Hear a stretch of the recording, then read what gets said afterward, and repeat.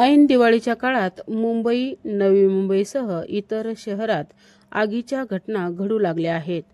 वाशी येथील सेक्टर 14 मधील रहेजा रेसिडेन्सी या निवासी संकुलात आज पहाटे भीषण आग लागून 6 वर्षांच्या चिमुकलीसह 4 जणांचा मृत्यू झालाय, तर 10हून अधिक नागरिक जखमी झाले आहेत.